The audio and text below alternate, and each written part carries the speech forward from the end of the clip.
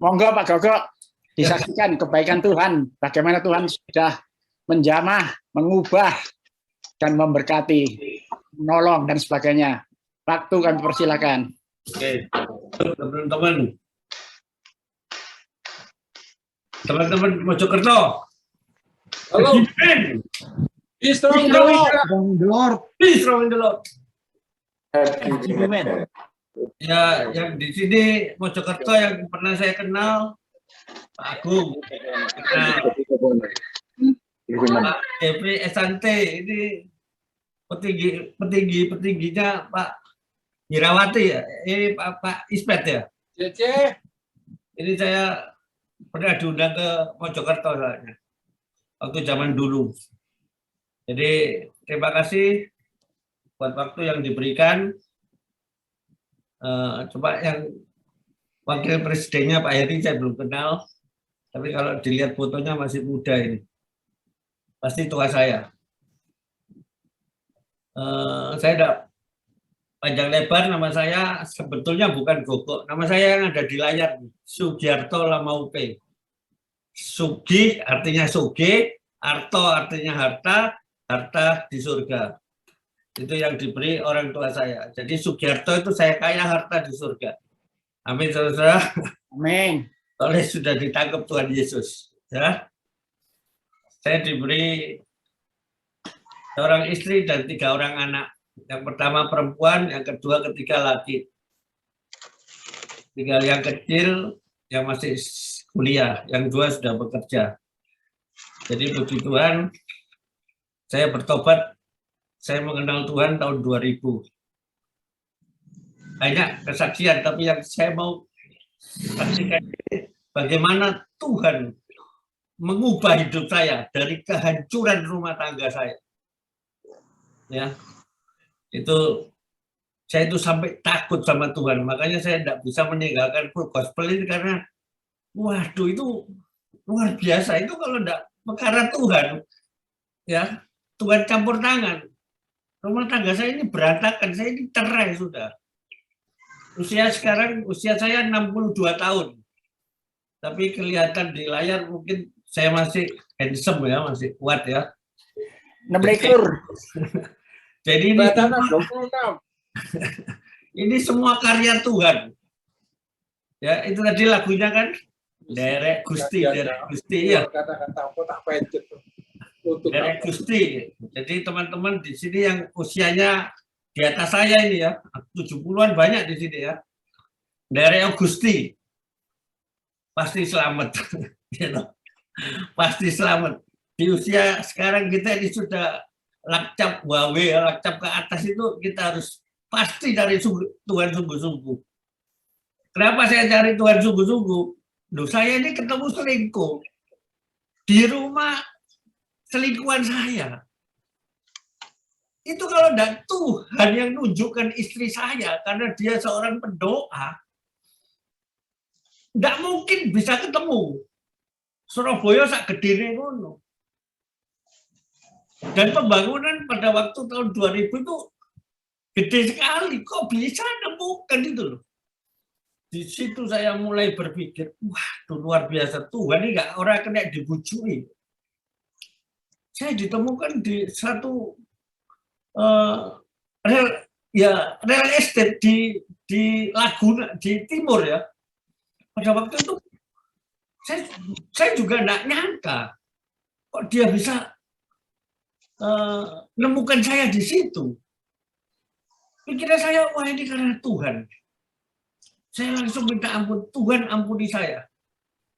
Saya sudah ketahuan gitu. Saya masih, namanya orang mendem, menang terus. Orang mabuk enggak ono sing ngalahno. Cerai. Urus surat. Tak tekene. Itu bicara orang enggak pakai pikiran, ya toh. Karena saya enggak kenal Tuhan. Saya enggak mengenal Tuhan. Saya kenal Tuhan dari kecil. Nama itu. Pribadinya saya enggak kenal. Tapi Tuhan panggil lewat suatu peristiwa itu, saya baru, waduh, mau enggak mau saya harus cari Tuhan. Saya baca itu firman Alkitab. Setiap jam 3 pagi saya bangun. Oh, mau itu orang itu ngene. Saya baru mengerti orang itu duit itu uripnya karepe dhewe wis. Kalau tidak mengenal Tuhan, uripnya karepe dhewe. Apa wae wong sing soge-soge itu pasti karepe dhewe, nek gak kenal Tuhan. Kenapa saya bilang begitu? Saya kumpul orang-orang kayak gitu kok. Karepe dhewe. Punya duit kok jam 11 butuh apa harus ada. Tapi saya percaya di layar sini tidak ada karena semuanya sudah ikut Tuhan dan mengenal pribadinya Tuhan. Makanya simbolnya full gospel itu his banner as over is love. Panjiku adalah kasih. Bagaimana kita mengasihi? Mengasihi terutama mengasihi istri. Saya nggak pernah mengasihi istri saya. Setelah saya ketahuan itu, papa, mama sudah duduk, sudah kakak saya sudah taken, tapi istri saya dia dapat hikmat Tuhan. Nek cerai enak kamu, anakmu melok sopo. Di situ istri saya batalkan perceraian itu. Dan selama 16 tahun, dari tahun 2000 sampai 2016, saya harus menanggung dosa saya. Dan itu benar-benar sebagai seorang laki-laki, ya loh, biasanya perempuan itu gampang, ya loh, 16 tahun saya tidak pernah berhubungan sama istri saya. Dan setiap tengkar, setiap saya berkelahi, itu yang lama-lama muncul. Yang lama-lama muncul. Karena saya tahu, saya sudah melukai batinnya. Jadi perempuan itu jangan sampai punya luka batin. Dan itu akan diingat seumur hidup kalau dia tidak mengenal Tuhan secara pribadi. Dia berdoa, dia minta supaya saya berubah. Selama 16 tahun. Hidup saya ada tahun, 16 tahun. Pada waktu itu saya umur 40, saya bertobat. Tambah 16 tahun, 56 tahun saya siksa batin itu yang luar biasa. Mau kumpul sama istri pasti ditolak. Ya. Jadi itu saya terima itu. Suatu saat saya siang-siang itu, saya cuma ngomong sama Tuhan gini. Tuhan, ampuni aku. Ambil Tuhan itu enak. Bisa tawar-tawaran kalau sama Tuhan itu. Karena dia menganggap saya anaknya. Saya bisa tawar-tawaran sama Tuhan. Tuhan ampuni aku. Ampuni aku Tuhan. Pulihkan istriku Tuhan. Saya minta sama Tuhan. Pulihkan istri saya Tuhan. Dari kebencian sama saya. Dari rupanya cantik jadi jelek. Itu saya minta sama Tuhan. Yang bikin jelek istri saya Tuhan. Saya ngaku. Saya ngaku sama Tuhan. Saya nangis sama Tuhan. Selama 16 tahun. Dan selama 16 tahun itu, saya betul-betul bertobat. Saya betul-betul tidak mau main perempuan di luar. 16 tahun saya seorang laki. Mulai kecil saya sudah ganti perempuan, tapi pada waktu saya ditangkap Tuhan, saya tidak melakukan itu. Dan Tuhan jawab itu. Setelah 16 tahun itu. Saya tidak pernah melakukan, saya diajak teman cari yang namanya cungkok kemana-mana itu, saya tolak. Saya tidak mau, sudah. Ini penyakit ini. Kalau saya mau, itu akan berlanjut. Dosa itu. Saya dapat hikmat itu, saya minta ampun sama Tuhan. Tuhan ampuni aku Tuhan. Pulihkan istriku Tuhan. Setelah 16 tahun, pelan-pelan Tuhan itu pulihkan. Dari istri saya yang kurus kering kayak orang penyakitan, semua saudara-saudara saya dikasih uang periksa ke dokter. Saya enggak mau, saya tolak. Bojomu iki loro, enggak, duit tak balik nombe aku. Tapi dipaksa, dikasih, tak tambani, tak periksa nang dokter. Habis hampir 2 juta. Bojoku ora apa-apa, ora loro apa-apa. Iki surate tak kekno ngene lho. Ora ngono duwe tak pek, gak diperiksa. Sehat istri saya. Berjalan waktu 16 tahun itu pelan-pelan Tuhan itu pulihkan. Pulihkan dari yang kering, yang enggak punya sinar kemuliaannya Tuhan dalam mukanya itu enggak ada. Saya bojone males kok. Jadi jelek. Tapi setelah saya ngaku sama Tuhan, pokoknya Tuhan itu ngaku woy. Ngaku, dia kembalikan. Sehingga semua keluarga saya, kakak saya, dulur-dulur semua, bojomu kok saya ayu. Saya cuma ngomong itu karena Tuhan. Semua karena Tuhan. Orang kalau cantik itu dilihat ada inner beauty, keluar yang dari dalam hatinya itu keluar. Inner beauty-nya itu keluar. Jadi dia enggak dengki, enggak benci sama saya, ya toh? Itu keluar semua. Tuhan lepaskan itu semua. Jadi ya, saat ini kalau saya berkelahi, ya berkelahi rumah tangga ya pasti cekcok. Saya minta ini, dia minta ini kan nggak hato. Tapi dia tidak pernah mengungkit masa lalu saya. Di situ karya Tuhan benar-benar terjadi dalam kehidupan saya. Makanya teman-teman, saya tidak ngajari, karena di sini semuanya lebih tua dari saya itu banyak. Pengalaman hidupnya banyak.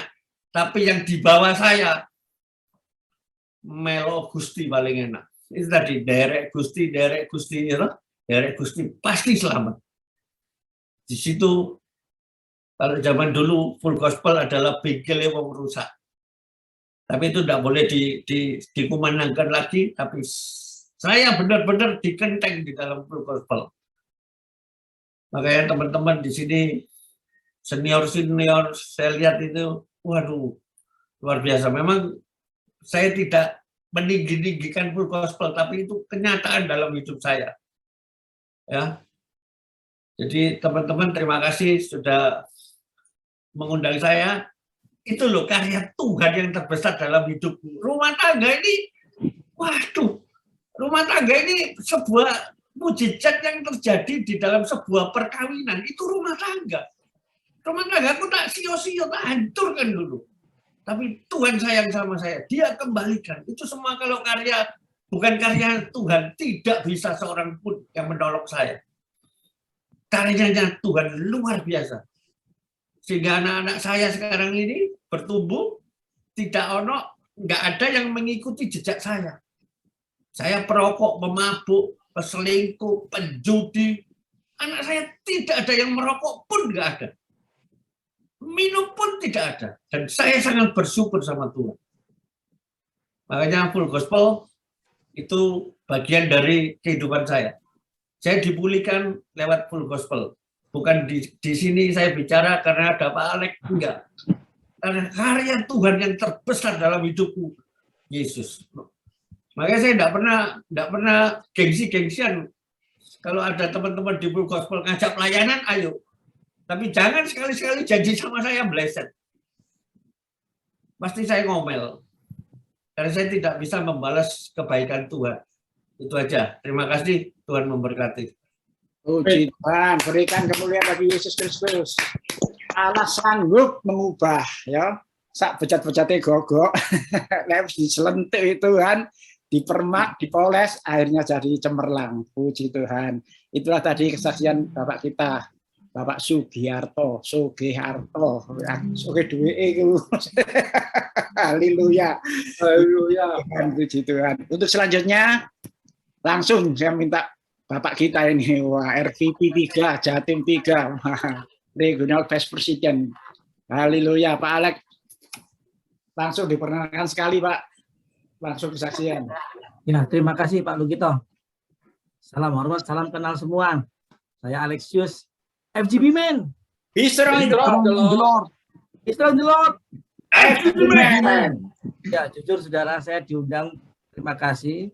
Dan diundang sekali ini seperti kayak sudah sering ikut gitu loh. Kekeluargaannya begitu erat. Jadi kekeluargaannya begitu kuat di sini. Ya, saya juga sebelumnya di sini ada mentor-mentor saya, Pak Alex Setia Prayoga, Pak Johan, terus ada Pak Santoso, Pak Jeffrey, ini mentor-mentor saya. Oke, saya akan menyaksikan bagaimana kebaikan Tuhan. Ada lagu yang ini ya, Tuhan tak pernah janji, langit selalu biru, namun Dia berjanji selalu menyertai. Kurang lebih seperti itu. Jadi dalam kehidupan ini, itu Tuhan tidak pernah menjanjikan semua fine-fine aja. Terkadang dibawa kepada kondisi-kondisi yang tidak sesuai diharapkan. Kadang-kadang mengerikan, kadang-kadang ekstrim, kadang-kadang mainstreamnya sangat ngeri, saudara. Itu bisa terjadi di pekerjaan, bisa terjadi di keluarga, tadi seperti Pak Gowo itu di keluarga. Itu godaan, goyangannya gede Pak Gowo. Itu bisa juga terjadi di kesehatan, ataupun di mana-mana pun juga. Namun kita percaya, be strong in the Lord itu bukan hanya slogan. Karena kekuatan kita hanya ada dalam Tuhan, saudara. Amin. Saya akan bersaksi, ternyata setiap ujian itu bukan untuk mencelakakan kita, bukan untuk menjatuhkan kita, tetapi untuk kita membuat kita semakin kenal siapa itu Tuhan kita. Saya akan bersaksi saudara mengenai pekerjaan, dan nanti saya punya resep, saudara. Resep ini yang saya pegang. Jadi ketika yang pertama ini saya bertempat usaha di dalam kampung, saudara. Dan pada waktu itu tahun ke-7 saya buka usaha, itu ada portal dan ada pengurukan paving. Pengurukannya itu sekitar 50 cm. Singkat cerita, itu ditutup selama sebulan, itu benar-benar di portal. Ya mungkin yang pernah ada paving ya, Pak Johan yang kemarin ada paving. Pak Johan Guntoro, itu ditutup. Nah ketika itu ada tempat usaha. Nah disitulah ada resep. Ketika seperti itu, kita sempat kekhawatiran itu ada. Karena gimana bisa konsumen masuk? Karena di portal. Dan ketika itu, saya ada tindakan-tindakannya, dia tetap mempersiapkan. Ketika tidak sesuai planning, ada plan B, plan C. Dan ada resepnya, ya ini salib. Melihat ke atas. Ke Tuhan, tadi dikatakan Pak Gogo, Nyerek Gusti, pasti selamat. Dan ketika itu berteriak, Tuhan tolong. Dan percaya sama Tuhan, terus berserah, wis terserah Tuhan. Kemudian itu yang salib itu berbicara vertikal, horizontalnya juga kuati salib, kuati vertikal, kuati horizontal. Siapa? Keluarga, doa keluarga juga, komunitas. Jangan pernah tinggalkan komunitas. Nah singkat cerita saudara, ketika itu berjalanlah paving itu, dan ada sesuatu keanehan, suatu anomali saudara, yang tadinya saya pikir itu akan turun drop, ternyata sebaliknya. Apa sebaliknya itu? Pendapatan terbesar, ini laporan dari accounting ya, itu terjadi di saat paving itu, saudara. Wah, ketika itu saya bisa melihat bagaimana Allah kitanya Allah yang luar biasa. Jadi apa yang saya takutkan kurang, itu malah terjadi top skornya di saat paving itu ada. Ini yang membuat ibaratnya iman percaya itu semakin kuat. Dan ujian ini akan ibaratnya ketika ada ujian lagi, saya mengingat akan kebaikan itu. Dan berikutnya saya saksikan ketika ada ujian COVID yang pertama, saudara. Di bulan Maret ya, tahun 2020, saya masih ingat sekali. Di bulan Maret, itu drop turun. Sampai Agustus, saudara. Itu turunnya pertama, turun katakanlah 20%, berapa persen kalau di auto ini dijumlahkan semua sampai Agustus itu turunnya 75%. Dan ibaratnya tabungan itu sudah keluar karena harus nutup kan karena kan harus tetap berjalan. Dan ketika di bulan Agustus, nah inilah pentingnya komunitas, saudara. Jadi kita tetap berdoa dengan komunitas, tetap dengan keluarga kita berdoa. Dan ketika saya masih ingat sekali tanggal 20 dengan salah seorang anggota Full Gospel kita doa pagi. Dan ketika itu saya bilang gini, brother, ketika nanti ini belum pulih, saya di bulan September akan jual aset, jual rumah, saudara. Karena untuk supaya ini.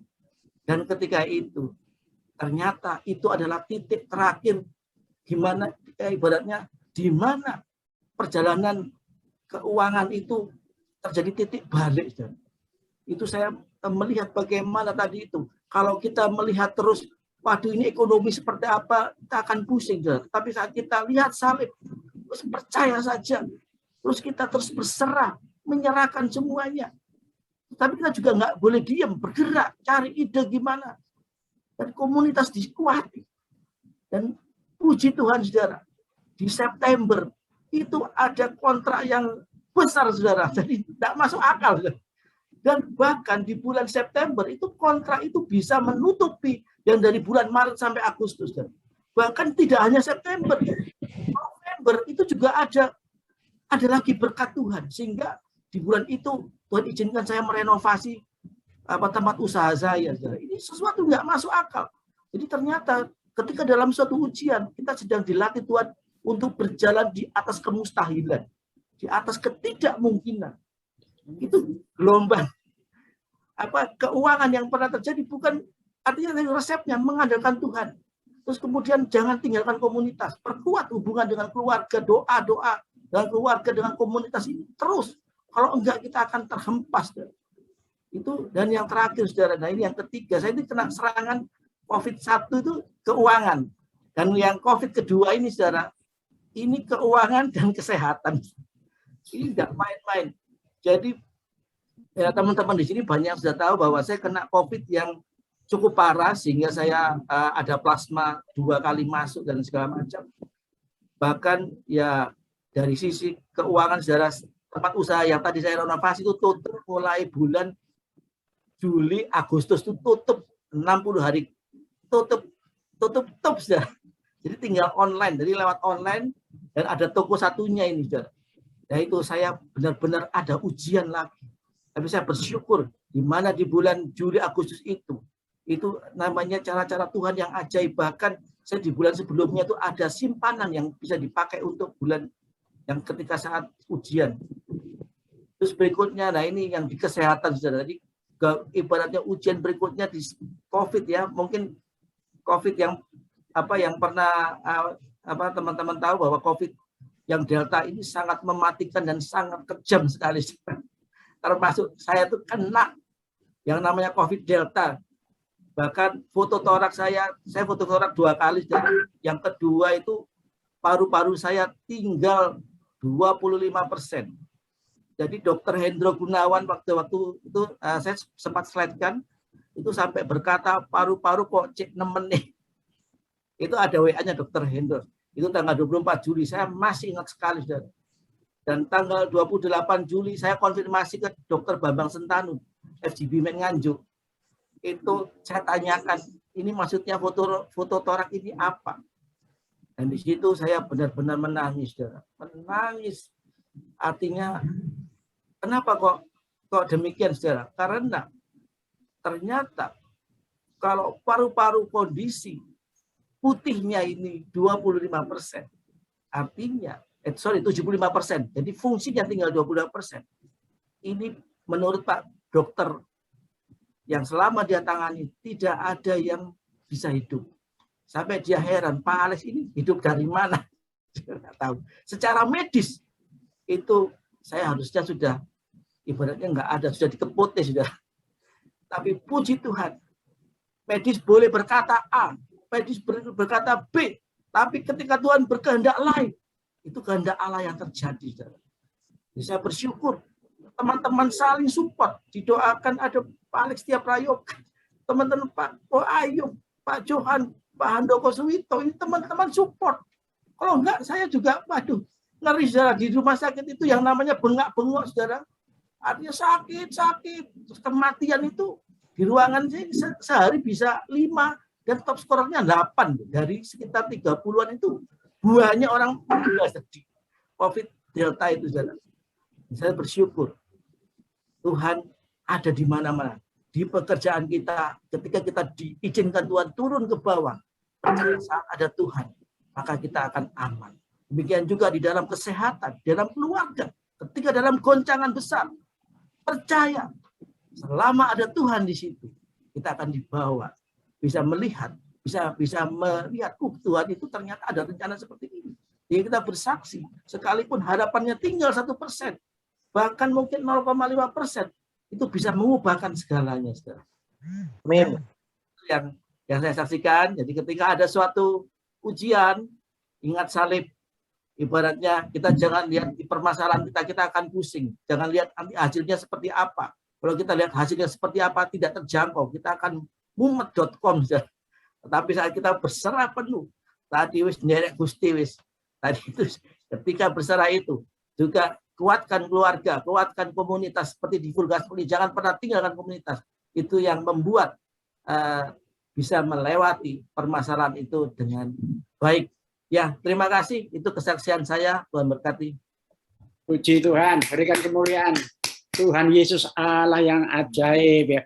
Tadi Pak Alexius luar biasa kesaksiannya ya. Percaya saja, percaya saja, percaya kita pasti menang. Amin. Akhirnya menang juga kan Pak? Ya, haleluya. Saya minta Pak Syukang untuk berdoa untuk firman Tuhan. Sungguh bangga kami memiliki Engkau Tuhan. Engkau Allah yang maha besar, maha kuasa. Engkau Allah yang ajaib. Engkau yang Allah yang sanggup melakukan segala perkara dan tidak pernah gagal. Engkau yang sanggup melakukan lebih daripada apa yang kami doakan dan kami pikirkan. Terima kasih Tuhan kalau kami sudah mendengar kesaksian dari kedua saudara kami ini. Kami ingin lebih lagi Tuhan dikuatkan oleh firman-Mu yang sebentar lagi akan dibawakan oleh hamba-Mu. Urapi hamba-Mu yang akan menyampaikan firman-Mu Tuhan. Dan kuasa Roh Kudus-Mu. Dan berkati Tuhan setiap member-Mu yang malam hari ini. Berikan hikmat pengertian sehingga kami boleh mengerti, kami boleh memahami firman-Mu. Sehingga kami boleh belajar untuk melakukannya. Terima kasih Tuhan, terima kasih. Berfirman Tuhan, kami siap untuk mendengarnya. Di dalam nama Tuhan Yesus. Haleluya. Amin. Amin. Puji Tuhan. Malam hari ini kita akan dilayani oleh hambanya Bapak Immanuel Wijaya dari Makassar. Waktu kami persilakan. Tolong Pak, diperkenalkan dulu Pak. Ya. Shalom. Shalom. Ya, shalom. Ya, nama saya Immanuel Wijaya. Saya punya putra yang tua dan putri yang kedua ya. Anak saya 2. Ya, puji Tuhan bahwa saya bisa melihat anugerah Tuhan ya kepada kehidupan kami yang percaya. Dan malam ini juga saya ingin sedikit karena ini acara Full Gospel, saya juga tahu bahwa Full Gospel ini banyak menghasilkan buah ya. Juga saya adalah hasil dari Full Gospel, bisa menjadi seorang hamba Tuhan. Artinya waktu itu kehidupan saya masih sebagai seorang pemuda yang ya hidup di dunia malam ya. Tapi akhirnya melalui ibadah Full Gospel saya mendapatkan mengenal Tuhan ya, mengenal Tuhan secara pribadi lewat hambanya waktu itu Pak Insinyur Arifin ya, yang menjadi pembicara. Ya, saya juga bersyukur bahwa Full Gospel ini ternyata kalau saya melihat sampai sekarang ini masih Tuhan pakai ya untuk penuaian jiwa-jiwa, terutama bagi pengusaha yang bisa dipakai oleh Tuhan untuk menyalurkan berkat ya. Dan saya juga, kami di Kota Makassar ini, saya pernah juga diundang khotbah di acara Full Gospel di Kota Makassar. Cuma saya mungkin tidak aktif di sini ya. Cuma ya saya bersyukur melalui Pak Ishak malam ini saya bisa membagikan firman Tuhan di dalam acara group meeting ini. Ya. Mungkin saya ingin membahas tentang sama-sama kita membuka firman Tuhan di dalam Matius 17. Di dalam Matius 17 dimulai dengan ayat 14 sampai dengan ayat yang ke-20, saya bacakan. Ketika Yesus dan murid-muridnya kembali kepada orang banyak itu, datanglah seorang mendapatkan Yesus dan menyembah. Katanya, "Tuhan, kasihanilah anakku, ia sakit ayan dan sangat menderita. Ia sering jatuh ke dalam api dan juga sering ke dalam air. Aku sudah membawanya kepada murid-muridmu, tetapi mereka tidak dapat menyembuhkannya." Maka kata Yesus, "Hai kamu angkatan yang tidak percaya dan yang sesat, berapa lama lagi aku harus tinggal di antara kamu? Berapa lama lagi aku harus sabar terhadap kamu? Bawalah anak itu kemari." Dengan keras Yesus menegur dia. Lalu keluarlah setan itu daripadanya, dan anak itu pun sembuh seketika itu juga. Kemudian murid-murid Yesus datang, dan ketika mereka sendirian dengan dia, bertanyalah mereka, "Mengapa kami tidak dapat mengusir setan itu?" Ia berkata kepada mereka, "Karena kamu kurang percaya. Sebab aku berkata kepadamu sesungguhnya, sekiranya kamu mempunyai iman sebesar biji sesawi saja, kamu dapat berkata kepada gunung ini, pindah dari tempat ini ke sana, maka gunung ini akan pindah, dan takkan ada yang mustahil bagimu." Puji Tuhan, kita sudah membaca firman Tuhan. Saya ingin menyampaikan di sini tentang satu peristiwa di mana ada seorang anak yang sakit ayan, di mana mengalami sakit yang sangat parah tentunya ya. Dan kita lihat bahwa ternyata anak ini sudah dibawa oleh orang tuanya kepada murid daripada Tuhan untuk didoakan.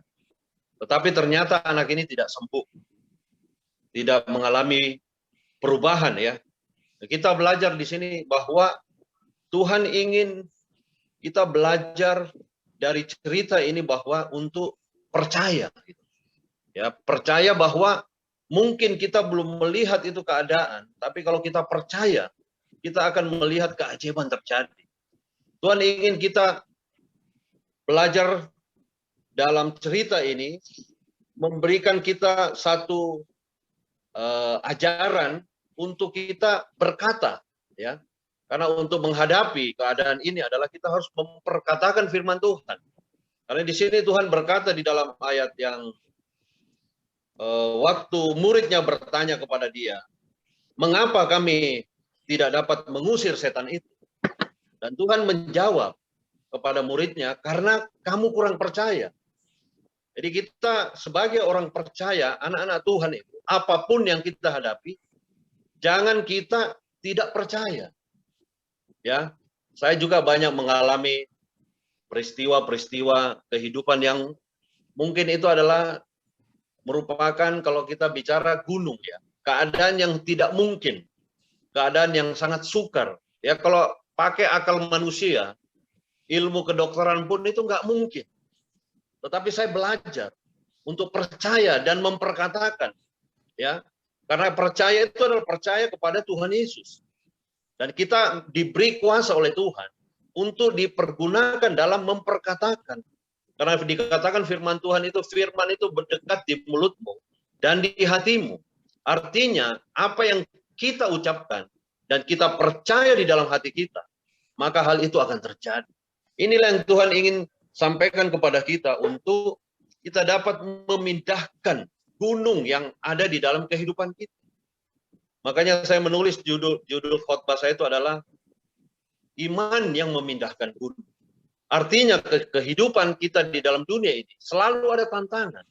Ya, selalu ada masalah, selalu ada persoalan. Tetapi kalau kita percaya dan kita mempergunakan firman Tuhan, maka masalah itu pasti akan kita lewati. Pasti akan selesai dan tidak akan pernah membuat kita terjatuh. Karena kita percaya. Saya ingat waktu awal saya berumah tangga, ya, dokter itu mengatakan bahwa waktu istri saya hamil sudah masuk tahapan yang ke-7 bulan. Jadi waktu itu kami USG ya, untuk kandungan istri saya. Dan ternyata hasil daripada USG itu, dokter mengatakan, ya, anakmu ini perempuan dan kakinya kecil sebelah. Ya, jadi dokter itu hasil dari USG itu adalah perempuan dan kecil sebelah kakinya gitu.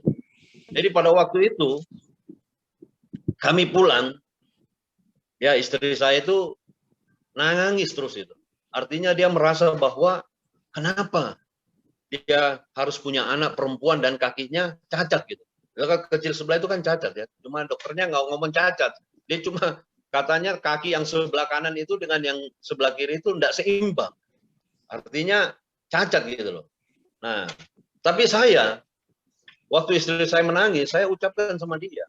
Saya katakan, kalau kamu menangis, artinya kamu menerima itu keadaan. Dan Tuhan itu kecewa. Gitu. Ya, saya mengerti bahwa dia belum punya pengenalan dengan Tuhan secara mendalam ya, seperti saya. Tetapi saya belajar untuk menguatkan dia bahwa saya percaya bahwa apapun, ya, ini gunung ya, apapun yang terjadi hasil daripada dokter ini, saya percaya semua bisa berubah. Karena Tuhan itu sanggup membuat apa saja, asal kita percaya. Ya, jadi pada waktu itu berjalan 8 bulan, kami periksa lagi, tetap hasilnya sama, hasil USG ya. Bahkan saya diperlihatkan di komputer, ya, diperlihatkan itu pakai alat untuk ini dikasih lihat kaki anak saya, ya, bahwa ini anaknya kakinya kecil sebelah. Tapi saya tetap percaya, ya, dan saya selalu berkata dan saya selalu ucapkan dalam doa saya percaya Tuhan bahwa tidak ada yang mustahil bagi orang yang percaya. Maka itu saya ucapkan, saya percaya anak saya pasti Tuhan bisa ubah. Jadi laki-laki dan kakinya tidak ada yang cacat. Jadi berjalan proses ini, 2 minggu kemudian, dari 8 bulan kemudian 2 minggu, kami USG lagi. Dan hasilnya tetap sama. Sampai 9 bulan, hasilnya tetap sama. Perempuan dan kakinya kecil sebelah. Bahkan waktu terakhir itu kami pulang, dokter bilang mungkin 1-2 minggu anak ini lahir. Tapi ternyata waktu kami pulang itu, saya itu sekitar jam 12 malam, jam 1, saya masuk di kamar doa saya. Dan saya berdoa kepada Tuhan.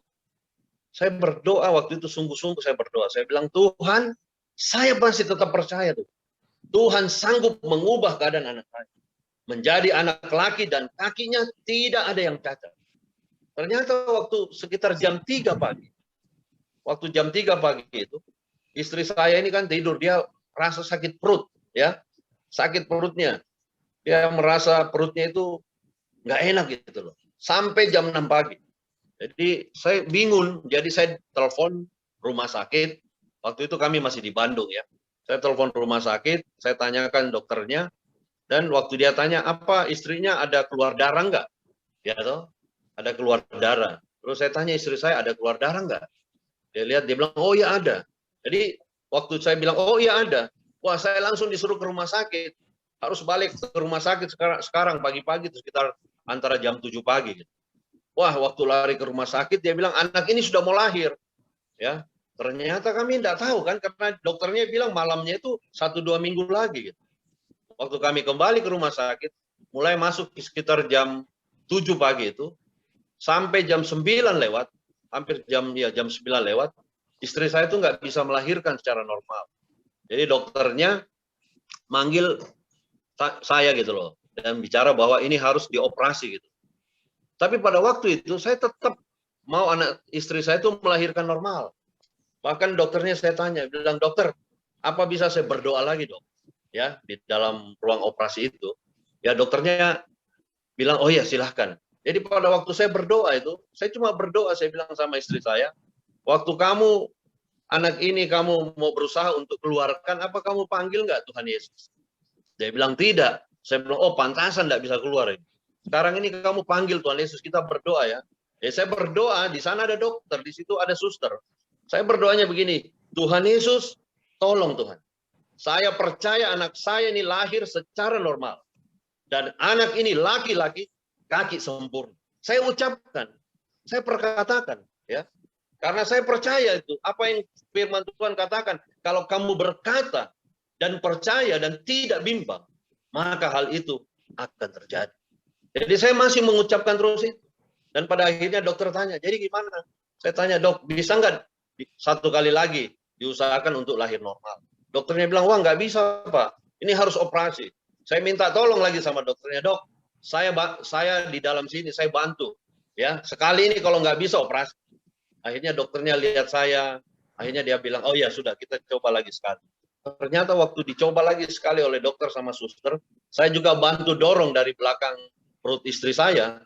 Tiba-tiba waktu saya dorong, saya panggil, Tuhan Yesus tolong, Tuhan Yesus tolong. Langsung dokternya berteriak, Pak, teruskan Pak, dorong Pak, anaknya sudah keluar kepalanya. Dorong terus, waktu didorong-dorong, dalam nama Yesus, keluar anak itu. Dokternya kaget, apa yang terjadi? Anak itu lahir, dia pegang sampai tangannya gemetar dokternya. Anaknya ini Pak, laki-laki kakinya tidak ada yang cacat. Itulah yang terjadi. Artinya apa? Kita belajar. Kalau kita percaya, tidak ada yang mustahil. Inilah yang Tuhan katakan. Ya, jika kamu percaya dan berkata kepada gunung ini, ya, memindahkan, dan di sini dikatakan di dalam ayat 20, ia berkata kepada mereka, karena kamu kurang percaya, sebab itu aku berkata kepadamu, sesungguhnya sekiranya kamu mempunyai iman sebesar biji sesawi saja, kamu dapat berkata kepada gunung ini, pindah dari tempat ini ke sana, maka gunung ini akan pindah dan takkan ada yang mustahil bagimu. Jadi kita melihat Tuhan ini mengajarkan bahwa kalau kita percaya, kita bisa memindahkan apapun keadaan. Banyak keadaan yang kami lewati, lewat hanya karena percaya. Ya, saya belajar juga. Saya sering membaca kisah Abraham. Kita membuka di dalam Kejadian 22. Di sini juga Kejadian pasal yang ke-22.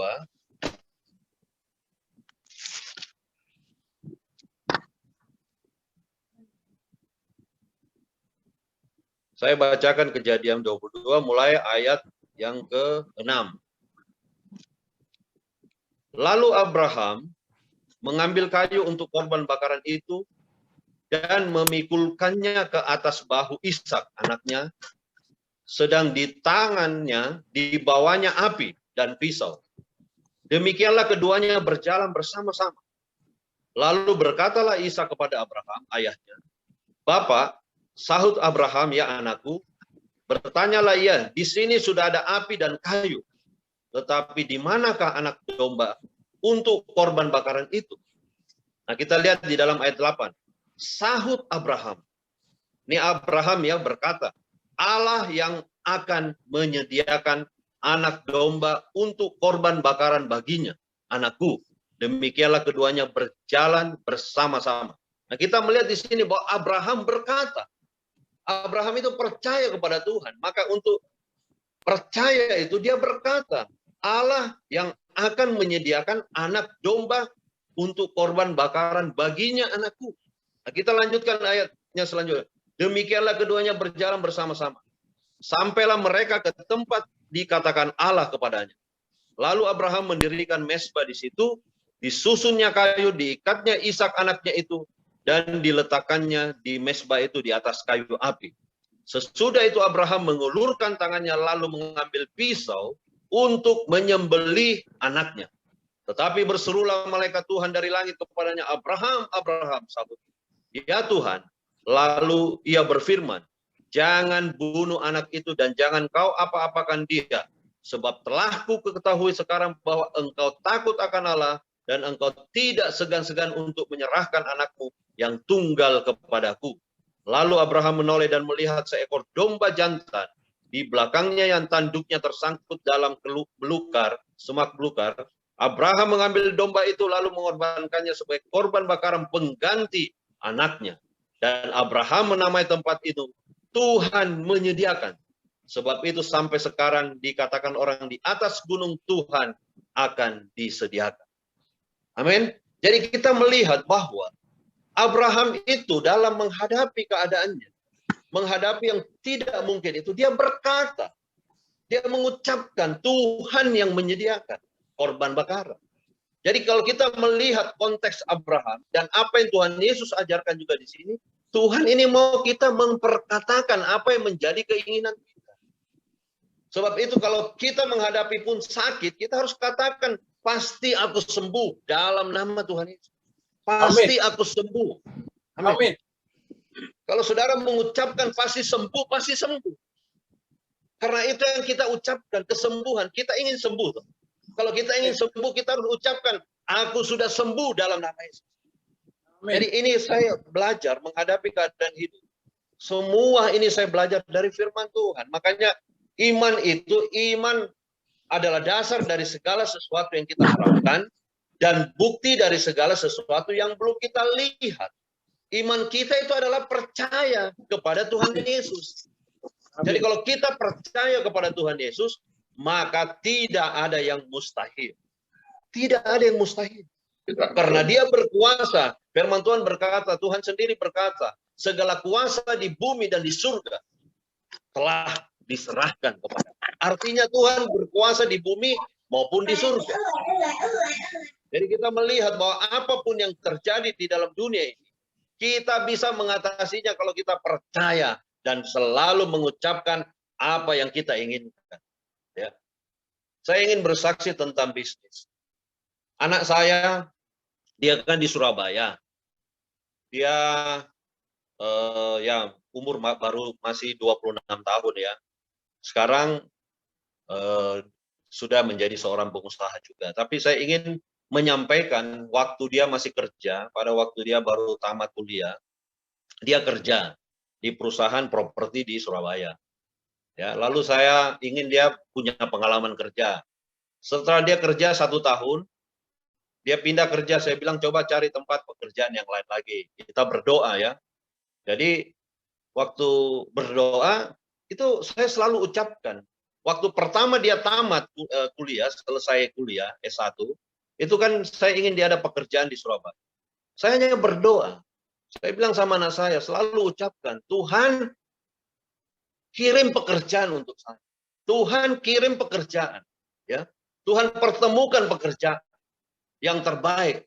Dan saudara tahu, saya ingat waktu anak saya itu baru selesai wisuda, tidak sampai 1 bulan, anak saya ini sudah dapat pekerjaan di perusahaan properti.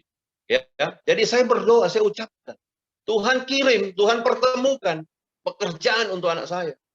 Jadi begitu dia kerja 1 tahun, saya berdoa lagi. Ya, saya bilang coba pindah lagi perusahaan lain supaya kamu lebih banyak pengalaman. Tapi saya ingin di perusahaan properti karena anak saya ini kan dia sarjana teknik sipil ya. Jadi pada waktu itu dia berdoa gitu, Tuhan buka lagi ya di perusahaan PT Platinum. Ya, akhirnya saya pikir wah, ini perusahaan pabrik keramik. Tetapi ternyata waktu dia ajukan, dia coba masuk di sana, ternyata PT Platinum ini bukan untuk pekerjaan menjual keramik, tetapi ada divisi sendiri yang diberikan, yaitu proyek-proyek PT Platinum ini diberikan kepada anak saya. Jadi saya melihat bahwa Tuhan itu membukakan jalan ini kepada anak saya. Ya, lalu hampir 1 tahun dia kerja di sana. Saya bilang sama dia, kamu keluar kerja aja sudah cukup. Sekarang kamu jadi seorang pengusaha saja, ya, pengusaha. Jadi apa? Kontraktor sendiri gitu. Saya buat perusahaan. Saya buat perusahaan kontraktor untuk di Surabaya, tapi saya buat di Makassar. Ini perusahaan ini saya baru buat. Belum ada pekerjaan untuk anak saya. Tapi saya beriman. Saya buat perusahaan ini, lalu saya berdoa. Saya bilang, Tuhan, saya buat perusahaan ini. Saya percaya Tuhan. Sekarang Tuhan kirimkan proyek-proyek untuk anak saya di Surabaya melalui perusahaan ini. Tuhan kirim. Saya berdoa. Dan akhirnya, tanpa disadari, Tuhan buka jalan dengan perusahaan ini. Anak saya mulai ada proyek sendiri, mulai bangun ruko, mulai bangun ini, macam-macam pekerjaan di Surabaya. Bahkan saya berdoa, ya, saya berdoa supaya anak saya ini dapat proyek yang besar. Saya berdoa Tuhan, kirimkan proyek yang besar. Kirimkan proyek yang besar. Tuhan pertemukan proyek yang besar. Dan puji Tuhan, anak saya itu tiba-tiba dia dipertemukan dengan satu mungkin pengusaha besar di Surabaya, ya, pemilik perusahaan Mas Pion. Itu dia mau bangun vilanya, dia mau untuk renovasi villa dan perluasan, ya. Dan ternyata waktu anak saya dipanggil ke Tretes, ya, di Tretes, wah ini bos dari pemilik Mas Pion ini kaget, oh ini anak kamu masih begitu muda. Dia pikir nama anak saya ini Pak Joshua ini sudah umuran, ya. Tapi ternyata dia juga artinya ini dia coba untuk anak saya kerjakan dia punya villa. Ternyata waktu dikerjakan hasilnya bagus. Akhirnya disuruh lanjutkan lagi, diperluas gitu. Dan akhirnya sekarang ini anak saya itu sampai kewalahan dengan proyek, ya. Sampai dia berkata, Pak, ini saya proyeknya ini terus banyak sekali gitu. Sampai dia bilang kerja ini tidak ada berhentinya gitu. Nah, itulah Pak yang terjadi. Jadi kita harus belajar apapun yang belum kita lihat, kita harus belajar percaya dan memperkatakan. Karena di sini Tuhan mengajarkan kalau kamu berkata, jadi artinya Tuhan mau kita berkata. Kita mengucapkan apa yang kita inginkan dengan penuh kepercayaan dan tidak bimbang. Maka hal itu akan terjadi. Tak akan ada yang mustahil bagi orang yang percaya. Jadi kalau kita percaya, tidak ada yang mustahil. Jadi saya ingin, mungkin firman Tuhan saya tidak terlalu panjang, tetapi saya ingin memberikan pada dasarnya malam hari ini untuk kita ingat Tuhan ingin kita memperkatakan, ya. Makanya saya menghadapi keadaan hidup ini, saya juga seorang pengusaha di Makassar, saya berbisnis, ya, khususnya juga di bidang lift, ya, juga urusan kontraktor, ya. Saya percaya bahwa saya punya pekerjaan itu tidak pernah saya kekurangan pekerjaan, karena saya selalu percaya, saya selalu berdoa Tuhan yang menyediakan, Tuhan yang menyediakan, Tuhan yang memberikan. Jadi selalu ada gitu. Seperti Abraham itu mengucapkan Tuhan yang menyediakan. Jadi kita hidup ini sebagai anak Tuhan, mulut kita ini apa yang kita ucapkan, itu yang terjadi. Jangan kita lihat keadaan. Justru di masa COVID ini orang pada banyak yang mengalami perusahaannya tutup, bahkan turun omsetnya, turun pekerjaannya. Malah kami di sini mengalami malah pertambahan. Di saat COVID awal Maret itu, saya sempat juga ada kekhawatiran, wah ini bagaimana dengan pekerjaan. Ternyata karena pekerjaan saya di rumah sakit, justru malah tambah banyak pekerjaan gitu. Jadi puji Tuhan bahwa itulah kalau kita percaya, tak akan ada yang mustahil. Jadi intinya malam ini, Tuhan ingin kita memperkatakan, ya. Kalau kita pun sakit, saya sempat kena COVID, ya. Saya sempat kena COVID juga pada waktu saya ke Bali, tetapi saya selalu berkata, tidak ada yang mustahil. Saya sembuh. Saya pasti sembuh. Tidak akan penyakit ini membawa kematian, tetapi penyakit ini membawa kemuliaan bagi nama Tuhan. Ya, saya ucapkan, ya. Kami satu keluarga kena, dan ternyata puji Tuhan, semuanya kami lewati. Dan kami itu tidak merasakan sakit itu seperti orang sakit gitu. Ya. Kami hanya masih biasa aja gitu. Walaupun ya mungkin indera penciuman sudah ini enggak bagus ya, panas, demam, flu, batuk. Tetapi saya selalu ucapkan, pasti sembuh. Pasti sembuh. Dalam nama Yesus pasti sembuh. Ya toh? Ya kami tetap minum obat, tetapi kami ucapkan enggak masuk rumah sakit ya. Kami cuma isolasi di hotel saja. Kami minum obat, kami ucapkan, kami doa, ya. Ucapkan selalu pasti sembuh, pasti sembuh. Dan pada akhirnya setelah itu kami alami, beberapa hari kemudian kami pulang juga ke Makassar, saya cek lagi, check up untuk foto torak semua, ternyata semua baik, bersih dan tidak ada apa-apa. Ya, makanya kalau kita di sini, mungkin saya hanya ingin menjelaskan tentang penekanan yang Tuhan inginkan adalah berkata. Jadi kita harus mengucapkan apa yang menjadi keinginan kita. Puji Tuhan, mungkin saya tidak panjang lebarkan firman Tuhan, tapi apa yang itulah yang kami sampaikan. Kiranya semua ini menjadi berkat bagi bapak-bapak yang dikasihi Tuhan. Haleluya, amin. Puji Tuhan, firman Tuhan luar biasa pada malam hari ini ya. Mengingatkan pada kita semua supaya kita jangan lupa mengucapkan, memperkatakan Amin. Kalau saya boleh nambahi satu ayat dalam Yosua 1 ayat 8 yang berbunyi, janganlah engkau lupa memperkatakan kitab Taurat ini, tetapi renungkanlah itu siang dan malam supaya Amin. tindak hati Amin. sesuai dengan apa yang tertulis di dalamnya. Dengan demikian perjalananmu berhasil dan kau akan beruntung. Puji Amin. Tuhan. Ya. Luar biasa. Terima kasih Pak Immanuel Wijaya yang sudah sharing, menjabarkan firman Tuhan yang luar biasa. Iman yang memindahkan gunung. Malam hari ini closing statement akan dibawakan oleh Bapak Paulus Heri Susanto. Monggo Pak Heri Susanto. Shalom. Shalom. Bapak Ibu, saudara-saudara, saya bersyukur kepada Tuhan malam ini kita dikuatkan oleh firman Tuhan. Dengan firman Tuhan yang luar biasa, kesaksian-kesaksian yang luar biasa, membawa kita lebih hari lebih percaya kepada Tuhan. Yes. Malam ini perlu kita tandakan bahwa firman Tuhan mengatakan, ucapkan segala sesuatu yang kita inginkan, itu Amin. pasti terjadi. Amin. Jadi Bapak Ibu jemaat Tuhan semuanya, saudara-saudara kita yang kekasih, dengan kita mendengarkan firman Tuhan, iman itulah yang akan memindahkan gunung itu. Dan Amin. percayalah, Amin. kalau kita percaya kepada Tuhan, sekalipun kita belum melihat, tapi yakin dan percaya, katakan semuanya itu, maka itu akan terjadi. Ucapkan semuanya itu.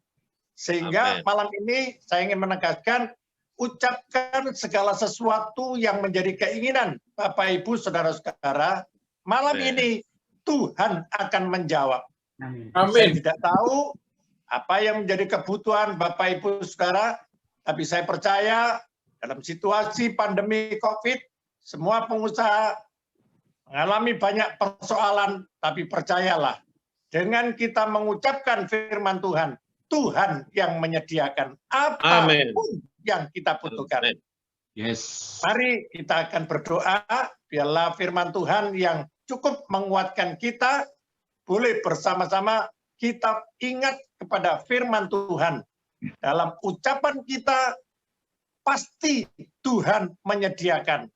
Pada Amin. saat Abraham menyerahkan Ishak sebagai korban, tetapi Abraham percaya bahwa korban itu sudah disediakan, dombanya sudah disediakan.